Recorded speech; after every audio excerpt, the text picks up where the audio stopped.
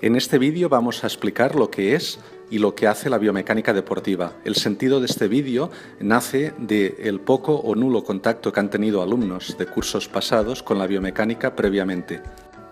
Así, en este vídeo vamos a hacer una introducción a la biomecánica deportiva, posteriormente haremos un módulo de biomecánica aplicada, en tercer lugar de principios biomecánicos del shoot y acabaremos con un módulo de biomecánica cuantitativa del shoot. En este módulo vamos a ver qué es la biomecánica deportiva, vamos a hablar de biomecánica cuantitativa y cualitativa, vamos a enfrentar lo cuantitativo y lo cualitativo, vamos a hablar de metodologías usadas, clasificación, vamos a ver metodologías sencillas y acabaremos hablando de metodologías sofisticadas de análisis. La biomecánica consiste en el uso de la mecánica, que es una parte de la física, también de la ingeniería mecánica y una serie de tecnologías al estudio de los seres vivos. La biomecánica deportiva tiene como objetos principales la mejora en la eficacia de las técnicas deportivas y la prevención de lesiones, siendo también una herramienta muy útil en la explicación y el aprendizaje de las técnicas deportivas.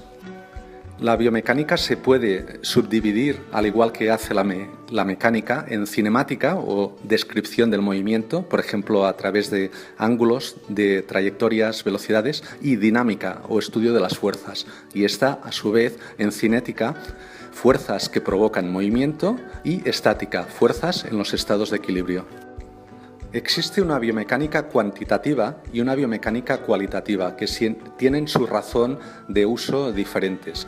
Por ejemplo, la biomecánica cualitativa es más propia de una biomecánica cotidiana, en clases de educación física, en el entrenamiento cotidiano. Y la biomecánica cuantitativa está más ligada a los laboratorios, a la mejora en los atletas de élite, etc. Así, como hemos dicho, la biomecánica cualitativa se vincula al uso cotidiano, al entrenamiento con los atletas día a día, a las clases de educación física, y es una biomecánica que usa herramientas más sencillas, herramientas más baratas, pero que requiere de resultados y una aplicación inmediata. Lo cualitativo y lo cuantitativo no tienen por qué verse como dos extremos enfrentados. La mayor parte de las veces, en nuestra opción, vamos a estar considerando una parte cuantitativa y otra cualitativa, como puede verse en el ejemplo de este libro de Knudson y Morrison, un análisis cualitativo del movimiento humano, de Human Kinetics. Lo que no me gusta del ejemplo de este libro es que a lo largo de la escala, que en un extremo va a tener lo más cuantitativo posible y en el otro extremo algo totalmente cuantitativo, los ejemplos que pone a lo largo de esta escala pertenecen a variables de tipo diferente. Yo creo que se puede considerar con una misma variable un tipo de medida más cuantitativa o más cualitativa.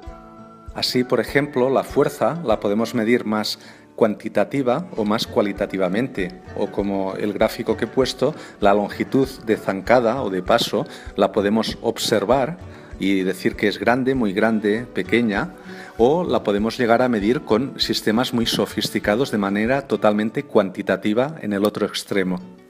Y en medio de la escala tendremos mediciones que combinarán en mayor o menor grado lo cuantitativo y lo cualitativo. Como por ejemplo, podemos pasar corriendo por un charco y a continuación dejar dibujada nuestro apoyo y posteriormente medirlo con cinta métrica. Son herramientas de la biomecánica cualitativa todo lo referente a cómo observar, desde dónde colocarse, estrategias como cerrar un ojo o cerrar los dos después de haber observado lo que se quiere para rebobinarlo y fijarse en aquello que se quería comprobar. También el manejo de material que tenemos cotidiano como los móviles, las cámaras, etc. y la aplicación de los principios biomecánicos. La biomecánica cuantitativa usa tres magnitudes fundamentales, que son aquellas que se pueden medir directamente, no a través de una conversión entre otras magnitudes. A partir de estas magnitudes fundamentales se hallan una serie de magnitudes derivadas que tienen su expresión como una fórmula. A mí me salen, que usamos en biomecánica, 23 magnitudes derivadas. Así, por ejemplo, la velocidad es una magnitud derivada. es igual a espacio dividido de tiempo. En el Sistema Internacional de Unidades, las magnitudes fundamentales son las de espacio, de tiempo y de masa, y en el sistema inglés son las de espacio, de tiempo y de peso. Así, por ejemplo, son magnitudes derivadas la fuerza, que es masa por aceleración. En el sistema internacional se mide en newtons. El trabajo, que es fuerza por desplazamiento. En el sistema internacional se mide en julios. O la potencia, que es trabajo partido tiempo. O, lo que es lo mismo, fuerza por velocidad. En el sistema internacional se mide en vatios. Las abreviaciones de estas unidades vienen fijadas internacionalmente. La biomecánica cuantitativa suele usarse en laboratorios y suele usarse también en el campo con atletas de alto rendimiento. Es una biomecánica que usa sistemas y instrumentos de medida más sofisticados y es una biomecánica que suele tardar algo más de tiempo en dar resultados. Al igual que hemos hecho con lo cualitativo y lo cuantitativo y hemos hablado de sus diferentes campos de aplicación, las metodologías usadas en biomecánica pueden clasificarse en sencillas y sofisticadas. Y las sofisticadas, a su vez, en función de si se usan con un uso completo y tal como está previsto, o simplemente un uso aplicado o incluso un uso diferente al previsto. El que usemos metodologías sencillas o sofisticadas nos va a hacer variar la situación de uso, el lugar de aplicación, el coste económico de unas y otras, la rapidez en obtener resultados, así como la precisión de estos resultados.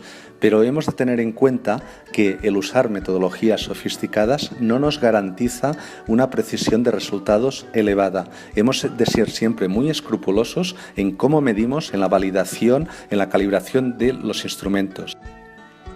Son metodologías sencillas el usar aplicaciones con el móvil, usar cámara de fotos y vídeo corrientes, programas de dominio público, usar la cinta métrica, el goniómetros sencillos, papel y líquidos fotográficos para recoger huellas y otros muchos instrumentos y métodos que tenemos al alcance de nuestras manos en nuestro lugar de trabajo habitualmente. En el cajón de instrumentos que miden fuerza podrían haber plataformas de fuerza, depresiones, plantillas instrumentadas, pedales instrumentados, galgas, encoders, dinamómetros o isocinéticos. Y en el cajón de otros podría haber desde instrumentos de medicina, de medición a través de imágenes como resonancia magnética o ecografía, podían haber electromiografía o el instrumental de cineantropometría. Las metodologías sofisticadas pueden ser divididas en cinemáticas, aquellas que se usan para estudiar el movimiento, sobre todo en 3 dimensiones, con softwares que son sofisticados, con sensores inerciales, etc. Muchas de ellas sirven para estudiar el movimiento en situación real de competición. También las usadas para estudiar fuerzas o dinámicas, como plataformas de fuerza, depresiones, plantillas instrumentadas, pedales instrumentados, galgas, encoders, dinamómetros y las diferentes metodologías han evolucionado mucho en los últimos años.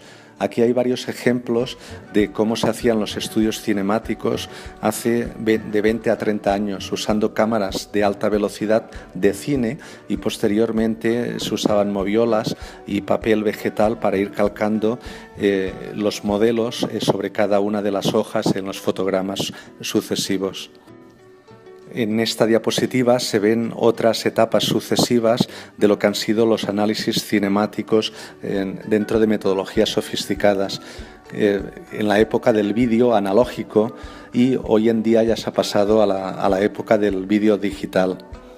En esta imagen podemos ver una cámara de alta velocidad Red Lake que ya tiene unos años, que funciona a 1000 imágenes por segundo.